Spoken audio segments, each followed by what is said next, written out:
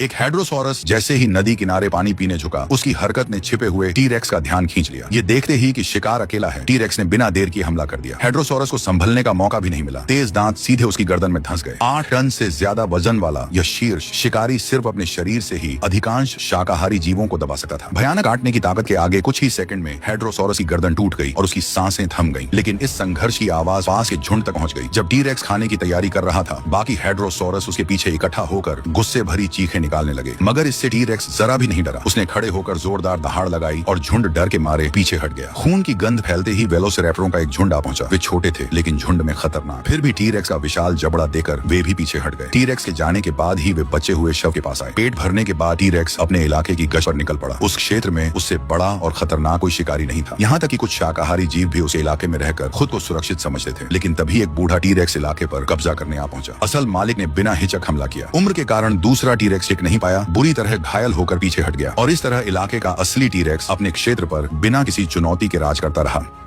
तुम्हें लगता है कि सारे डायनासोर एक ही पल में उल्कापिंड से मर गए थे? गलत। वह टक्कर सिर्फ अंत नहीं थी, वह शुरुआत ही सबसे भयानक विनाशी। उस दिन सब कुछ सामान्य था। ट्राइसेराटॉप्स सूखी पत्तियां चबा रहा था। टी-रेक्स अपने बच्चों के साथ जंगल में घात लगाए बैठा था। आसमान में उड़ने वाले सरीसृप पंख फैलाकर उड़ रहे थे, लेकिन अंतरिक्ष में मौत तेजी से पृथ्वी की ओर बढ़ रही थी। 15 किलोमीटर चौड़ा एक उल्कापिंड 20 किलोमीटर प्रति सेकंड की रफ्तार से सीधे पृथ्वी पर निशाना साध चुका था। टक्कर मैक्सिको की खाड़ी में हुई। ऊर्जा अरबों परमाणु बमों के बराबर थी। 1500 किलोमीटर के दायरे में जीवन पल भर में मिट गया। कुछ डायनासोर इतने भाग्यशाली थे कि दर्द महसूस करने से पहले मर गए। इसके बाद आग बरसी, जंगल जलकर राख बन गए, धरती 300 डिग्री तक तप गई, समुद्र उबलने लगे। कुछ जीव गुफाओं में छिप आए, लेकिन ज्यादातर का अंत तय था। कुछ ही घंटों में धूल और राख ने सूरज को ढक लिया। 20 साल तक धरती पर अंधेरा छाया रहा। पौधे मरे, शाकाहारी भूख से गिरे, मांसाहारी आखिरी दावत के बाद खत्म हो गए। एक टी-रेक्स का बच्चा गुफा से बाहर निकला। चारों ओर सिर्फ राख थी। माता पिता मर चुके थे। भूख से बेहाल वह दौड़ा और एक गड्ढे में गिरकर मर गया। समुद्र भी कब्रगाह बन गया। कभी राज करने वाले समुद्री दैत्य लाश बनकर तैरते रहे, लेकिन जीवन पूरी तरह खत्म नहीं हुआ। गुफाओं में कीड़े, उभयचर और चूहे जैसे छोटे स्तनधारी बच गए। 10 साल बाद धूल बैठी, सूरज लौटा, बीज फूटे, डायनासोरों का युग समाप्त हुआ, स्तनधारियों का युग शुरू हुआ। वह उल्कापिंड जीवन मिटाने नहीं आया था, उसने पृथ्वी को रीसेट किया। अगर वह न आता तो शायद आज भी डायनासोर राज कर रहे होते और इंसान कभी पैदा ही न होता।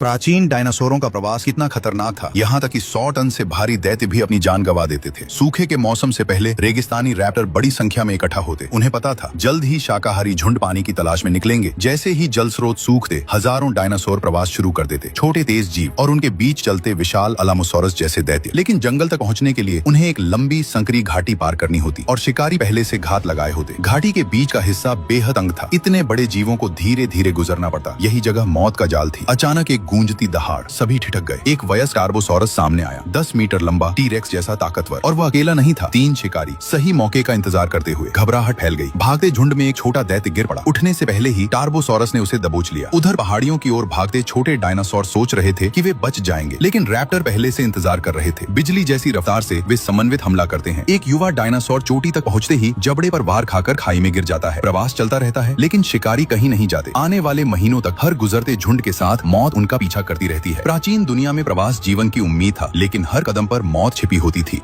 ये तीसरे महाविनाश के बाद उभरा सबसे शक्तिशाली शिकारी था। एक प्राचीन सरीसृप जो डायनासोरों से भी पहले अस्तित्व में आया। ये था शैडो क्रोकोडाइल, लगभग 4 मीटर लंबा और अपने समय का सबसे बड़ा शिकारी। महाविनाश के बाद जो जीव बचे थे, उनमें लिस्ट्रोसॉरस तेजी से फैल गए। उन्होंने कशेरुकी जीवों की लगभग 3/4 आबादी पर कब्जा कर लिया। लेकिन समस्या ये थी, उनका कोई दुश्मन नहीं बचा था। वे खाते, सोते और निश्चिंत रहते। सतर्कता और आक्रामकता लगभग समाप्त हो चुकी थी। यही उनकी सबसे बड़ी कमजोरी बनी। घात लगाए बैठा शैडो क्रोकोडाइल उन पर टूट पड़ा। तेज दांत और शक्तिशाली जबड़े उन्हें बचने का मौका नहीं देते थे। हर हमले में कई लिस्ट्रोसॉरस मारे जाते। धीरे धीरे उनकी संख्या घटने लगी। जो कभी संख्या के बल पर राज करते थे, अब शिकार बनने लगे। इस तरह सरीसृपों का नया युग शुरू हुआ। समय आगे बढ़ता है। लगभग 23.4 करोड़ वर्ष पहले लगातार ज्वालामुखी विस्फोटों ने पृथ्वी का तापमान बढ़ा दिया। समुद्र का पानी तेजी से वाष्पित हुआ। नमी से भरे बादल 4000 मीटर ऊंचे पर्वतों से टकराए और एक विशाल मानसूनी प्रणाली बनी। बारिश शुरू हुई और रुकने का नाम नहीं लिया। ये वर्षा लाखों वर्षों तक चलती रही। नदियां, झीलें और दलदल बने। लगभग 20 लाख वर्ग किलोमीटर भूमि पानी से ढक गई। पेंजिया का भूगोल बदल गया। पर्मियन महाविनाश के बाद धरती फिर से हरी होने लगी और फिर लगभग 21 करोड़ वर्ष पहले एक नया सरीसृप प्रकट हुआ। छोटा लेकिन असाधारण। इसी वंश ने आगे चलकर पूरी पृथ्वी पर शासन किया और मानवों से पहले सबसे शक्तिशाली साम्राज्य की नींव रखी। डायनासोरों का युग यहीं से शुरू हुआ।